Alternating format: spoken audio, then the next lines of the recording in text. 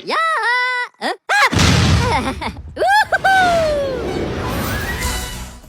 Assalamualaikum warahmatullahi wabarakatuh. Perkenalkan, nama saya Alia Fiona dengan NIM 210304251 dari kelas 4 Rek AMG 5, Program Studi Manajemen, Fakultas Ekonomi dan Bisnis Universitas Muhammadiyah Riau. Di sini saya akan menjelaskan materi mengenai manajemen teknologi informasi dengan dosen pengampu Bapak Iqbal Ahmad, SEMM. Program studi manajemen di Universitas Muhammadiyah Riau adalah program studi yang terakreditasi B oleh Badan Akreditasi Nasional Perguruan Tinggi. Di sini saya akan menjelaskan profil singkat dari program studi manajemen. Yang pertama ada visi dan misi. Visi dari program studi manajemen ini adalah menjadikan program studi manajemen sebagai lembaga pendidikan tinggi yang bermarwah dan bermartabat dalam menghasilkan sumber daya manusia yang memiliki keahlian manajemen di bidang pemasaran dan wirausaha, pengelolaan sumber daya manusia, operasional, dan keuangan yang menguasai IPTEX dengan landasan IMTA. Selanjutnya ada misi. Misi dari program studi manajemen yang pertama itu menyelenggarakan pendidikan di bidang manajemen melalui teori dan praktek. Yang kedua, mampu menguasai, menghasilkan sumber daya manusia yang profesional dan mampu berpikir kritis dan berjiwa entrepreneur berlandaskan IMTA. Yang ketiga itu menyelenggarakan kegiatan penelitian dan pengembangan dalam bidang manajemen bagi dosen dan mahasiswa untuk mengembangkan IPTEX sehingga memberikan kontribusi kepada masyarakat dan kemajuan ilmu pengetahuan. Setelah visi dan misi, selanjutnya yaitu kurikulum. Kurikulum dari program studi manajemen Universitas Muhammadiyah Riau mengacu pada kurikulum nasional yang telah disesuaikan dengan kebutuhan pasar kerja. Mata kuliah yang diajarkan mencakup berbagai aspek manajemen, seperti manajemen sumber daya manusia, manajemen keuangan, manajemen pemasaran, manajemen operasi, manajemen strategi, dan yang lain-lain. Selain itu, program studi manajemen juga menekankan pengembangan soft skill seperti keterampilan dalam berkomunikasi, kepemimpinan, dan kreativitas. Program studi manajemen di Universitas Muhammadiyah Riau adalah program studi yang berkualitas dan memiliki kurikulum yang komprehensif. Beberapa hal yang menjadikan program studi manajemen di Universitas Muhammadiyah Riau unggul. Yang pertama, program studi manajemen Universitas Muhammadiyah Riau telah terakreditasi B oleh Badan Akreditasi Nasional Perguruan Tinggi. Hal ini menunjukkan bahwa program studi ini memenuhi standar dan mutu yang ditetapkan oleh Badan Akreditasi Nasional Perguruan Tinggi. Yang kedua, dosen-dosen program studi manajemen Universitas Muhammadiyah Riau adalah dosen berkualitas dan berpengalaman di bidang manajemen yang akan membimbing dan memberikan ilmu pengetahuan yang relevan dan berdasarkan kebutuhan industri saat ini. Yang ketiga ada kurikulum prodi manajemen Universitas Muhammadiyah Riau, yaitu didesain dengan memperhatikan kebutuhan industri dan dunia bisnis, serta melibatkan kegiatan praktek langsung di industri untuk memberikan pengalaman langsung tentang penerapan manajemen dalam situasi nyata. Baiklah, alasan saya memilih program studi manajemen adalah karena saya senang mengatur dan mengelola untuk mendapatkan suatu tujuan yang akan saya raih, yaitu saya bercita-cita ingin menjadi seorang pengusaha. Selain itu, program studi manajemen sangat dibutuhkan untuk hampir seluruh perusahaan pada berbagai bidang dan agar mampu membentuk pribadi yang lebih teratur dan disiplin. Di sini saya akan menjelaskan pengertian dari teknologi informasi atau TI. Yang pertama ada menurut Williams dan Sauer tahun 2007 berpendapat bahwa teknologi informasi adalah suatu teknologi yang merupakan hasil gabungan dari jalur komunikasi berkecepatan tinggi dengan komputasi atau komputer, yang mana jalur komunikasi tersebut membawa video, suara, dan data.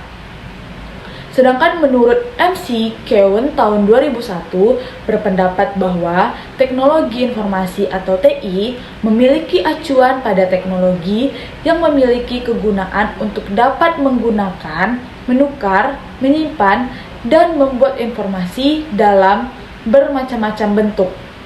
Jadi, dapat disimpulkan bahwa teknologi informasi atau TI merujuk pada penggunaan perangkat keras dan perangkat lunak untuk memproses, mengirimkan, menyimpan, dan menganalisis data secara elektronik.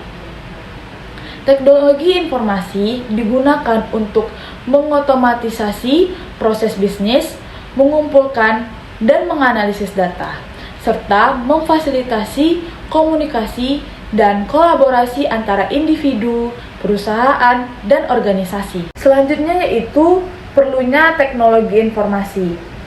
Banyak sekali manfaat yang bisa didapatkan dari adanya teknologi informasi. Dari sekian banyak manfaat yang bisa didapatkan, beberapa di antaranya yaitu lebih mudahnya dan cepatnya dalam melakukan proses komunikasi. Proses perdagangan dapat dilakukan secara elektronik, mudahnya akses terhadap suatu informasi, pekerjaan bisa dilakukan secara daring, bahkan lingkungan pun menjadi lebih terjaga dikarenakan penggunaan kertas yang lebih sedikit. Selain dikarenakan beberapa manfaat tersebut, penyebab suatu teknologi informasi menjadi sangat diperlukan juga dikarenakan tekanan akibat dari persaingan bisnis. Teknologi informasi memiliki peran yang penting dalam keberhasilan persaingan bisnis suatu organisasi ataupun perusahaan. Salah satunya ialah untuk mengatasi tekanan-tekanan dalam persaingan bisnis, yang mana pada zaman sekarang persaingan menjadi semakin ketat dikarenakan perkembangan globalisasi. Selain itu, teknologi informasi sangat diperlukan karena memainkan peran penting dalam hampir semua aspek kehidupan modern saat ini.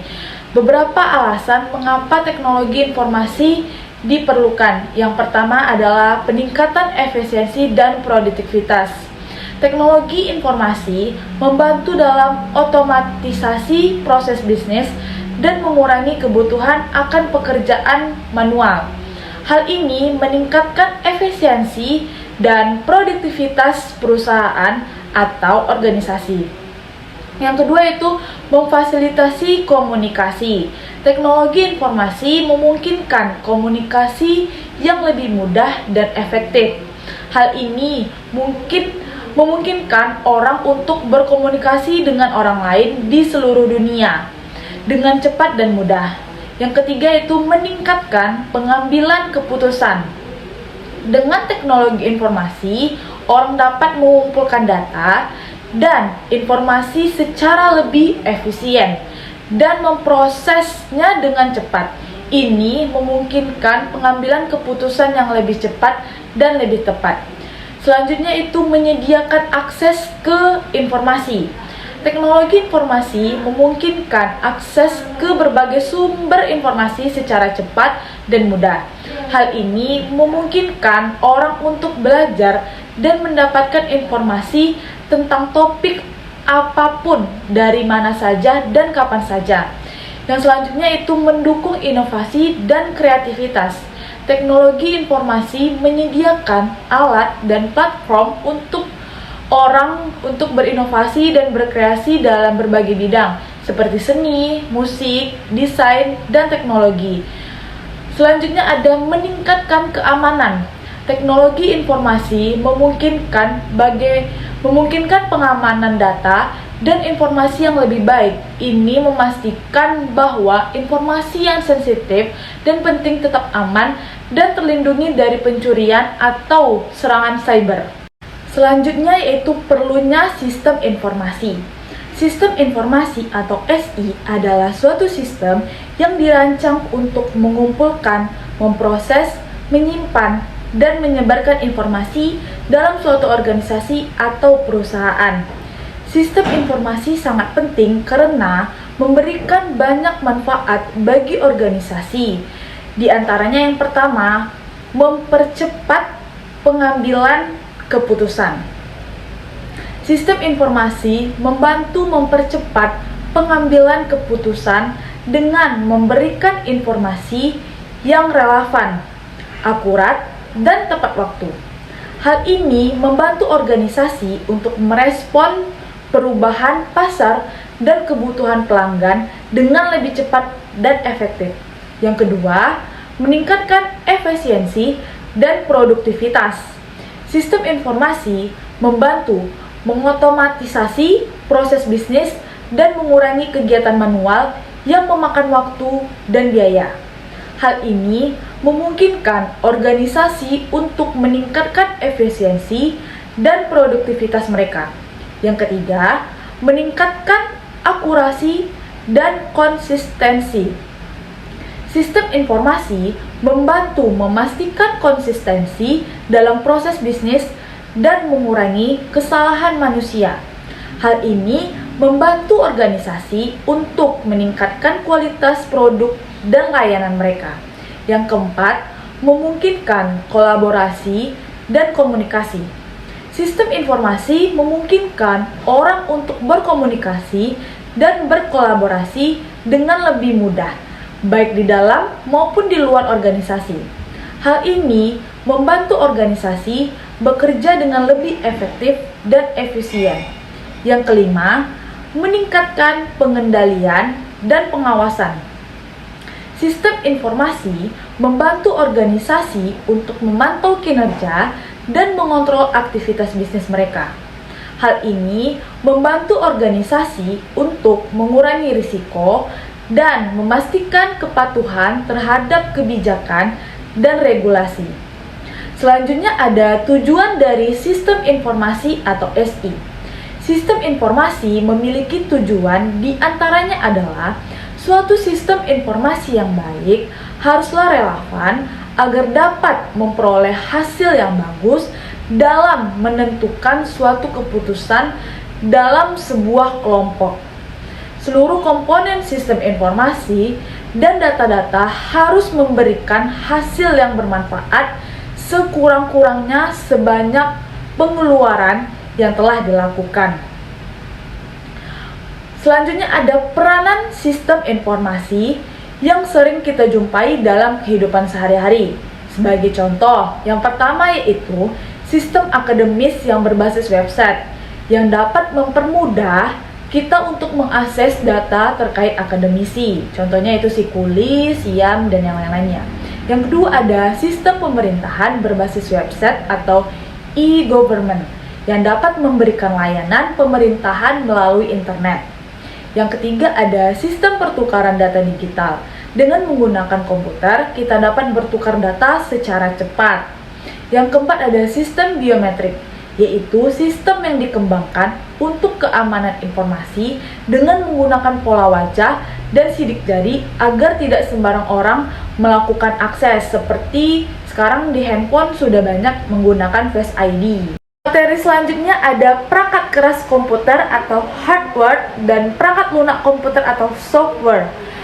Yang pertama ada komponen hardware. Komponen hardware disebut juga perangkat keras yang di dalamnya terdapat input dan output. Perangkat input atau perangkat masukan adalah perangkat yang memiliki fungsi memasukkan data ke dalam sistem komputer. Perangkat keras komputer adalah bagian fisik dari komputer yang terdiri dari beberapa komponen. Di antaranya yang pertama ada Central Processing Unit atau CPU, merupakan otak dari komputer yang memproses data dan melakukan perhitungan. Yang kedua ada Random Access Memory atau RAM. Adalah tempat sementara di mana data dan program yang sedang berjalan disimpan. Yang ketiga ada Hard Disk Drive atau HDD atau Solid State Drive atau SSD. Digunakan untuk menyimpan data jangka panjang pada komputer. Yang selanjutnya ada Motherboard, merupakan papan sirkuit utama di mana komponen lainnya terpasang. Selanjutnya ada Video Card atau Graphic Processing Unit atau GPU yang digunakan untuk menghasilkan gambar pada layar. Selanjutnya ada Sound Card, yaitu mengubah sinyal suara digital ke analog dan sebaliknya. Selanjutnya ada Power Supply Unit atau PSU yang memberikan daya untuk seluruh komponen di dalam komputer. Selanjutnya ada Cooling System, terdiri dari kipas dan pendingin yang mencegah komponen di dalam komputer menjadi terlalu panas. Yang terakhir ada Monitor Keyboard Mouse, merupakan perangkat input dan output yang memungkinkan pengguna berinteraksi dengan komputer. Semua perangkat keras ini bekerja sama untuk menjalankan program dan memproses data pada komputer. Selanjutnya ada perangkat lunak komputer atau software, adalah kumpulan instruksi yang ditulis dalam bahasa pemrograman untuk mengendalikan atau memanipulasi hardware komputer. Perangkat lunak bisa diinstal pada komputer atau dijalankan secara online. Ada beberapa jenis perangkat lunak, diantaranya yang pertama ada sistem operasi atau operating system, yaitu perangkat lunak yang mengontrol operasi dasar komputer dan memungkinkan pengguna untuk menjalankan aplikasi. Yang kedua ada aplikasi desktop atau perangkat lunak yang dirancang untuk diinstal dan dijalankan pada komputer desktop seperti pengolah kata, spreadsheet, atau program pengedit gambar. Yang ketiga ada aplikasi web, yaitu perangkat lunak yang dijalankan melalui internet, seperti layanan email, situs web, atau aplikasi online lainnya. Yang keempat ada game, yaitu perangkat lunak yang dirancang untuk menghibur dan memungkinkan pengguna untuk bermain game pada komputer. Yang kelima ada aplikasi mobile, yaitu perangkat lunak yang dirancang khusus untuk dijalankan pada perangkat mobile seperti smartphone atau tablet. Yang keenam ada perangkat lunak system atau perangkat lunak yang memungkinkan administrator untuk mengelola dan mengoptimalkan kinerja komputer seperti antivirus atau program backup. Semua jenis perangkat lunak memiliki tujuan dan fungsinya masing-masing, dan semua perangkat lunak ini memainkan peran penting dalam menjalankan komputer dan membuat pengalaman pengguna lebih efektif dan efisien. Selanjutnya ada data, pengetahuan, dan penunjang keputusan. Yang pertama ada pengambilan keputusan di level manajemen. Pengambilan keputusan merupakan suatu hasil dari proses mental atau kognitif yang membawa seseorang yang terlibat ke dalam pemilihan sebuah rangkaian aksi dari beberapa alternatif pemecahan masalah yang ada. Semua proses pengambilan keputusan tentu menghasilkan satu keputusan final. Tipe-tipe pengambilan keputusan. Keputusan dibagi menjadi 3 tipe. Yang pertama ada terstruktur, yaitu merupakan keputusan yang rutin sehingga dapat membentuk sebuah program penyelesaian. Keputusan ini terjadi dan dilakukan terutama pada manajemen tingkat bawah. Yang kedua ada setengah terstruktur, merupakan perpaduan antara keputusan terstruktur dan tidak terstruktur. Keputusan ini umumnya bersifat rumit dan membutuhkan analisis serta pengamatan yang terperinci. Yang ketiga ada tidak terstruktur, merupakan keputusan yang tidak dapat diprogram dan tidak selalu dapat terjadi. Keputusan ini dapat terjadi dalam manajemen tingkat atas. Selanjutnya ada jenis-jenis pengambilan keputusan di level manajemen. Pada umumnya, suatu organisasi memiliki hierarki manajemen. Secara klasik, hierarki ini terbagi atas 3 tingkatan, yaitu 1. Manajemen puncak, yaitu manajemen yang mengatur tentang masalah perencanaan dan keputusan yang diambil memiliki karakteristik yang strategis. Yang kedua, manajemen menengah, yaitu menangani permasalahan pengawasan yang berfokus pada masalah administrasi dan berkaitan dengan pengelolaan sumber daya. Yang ketiga ada manajemen operasional, yaitu manajemen yang terkait dengan kegiatan harian. Keputusan yang diambil pada manajemen ini disebut keputusan operasional. Yang kedua ada sistem penunjang keputusan atau Decision Support System atau DSS. Dalam pengambilan keputusan, ada suatu sistem yang disebut sistem penunjang keputusan atau Decision Support System atau DSS. Sistem penunjang keputusan merupakan sistem yang dapat membantu pada saat pengambilan keputusan dalam bisnis atau organisasi. Sistem penunjang keputusan dapat digunakan pada tingkat manajemen, operasi, dan perencanaan. Sistem penunjang keputusan juga dapat digunakan untuk membantu mengambil keputusan dalam masalah yang memiliki kemungkinan berubah dengan cepat. Sistem penunjang keputusan dapat berupa komputer atau tenaga manusia atau kombinasi dari keduanya, yaitu pengertian data, informasi, pengetahuan, pengorganisasian data, dan informasi. Yang pertama yaitu data.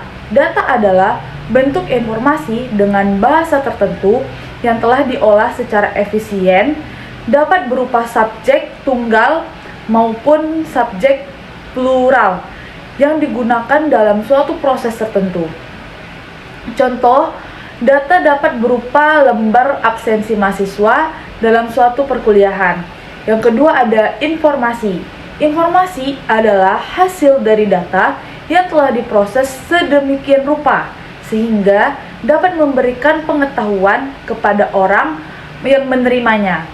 Selanjutnya yang ketiga ada pengetahuan. Pengetahuan dapat ditafsirkan sebagai segala sesuatu yang diketahui, pedoman dalam membentuk suatu tindakan seseorang, dan dapat juga didefinisikan sebagai hasil penginderaan terhadap segala sesuatu yang telah terjadi dan dilewati berdasarkan pengalaman. Baiklah, beberapa kesimpulan yang dapat diambil dalam manajemen teknologi informasi adalah yang pertama yaitu pentingnya strategi teknologi informasi yang terintegrasi dengan strategi bisnis organisasi untuk memastikan keberhasilan dalam mencapai tujuan bisnis.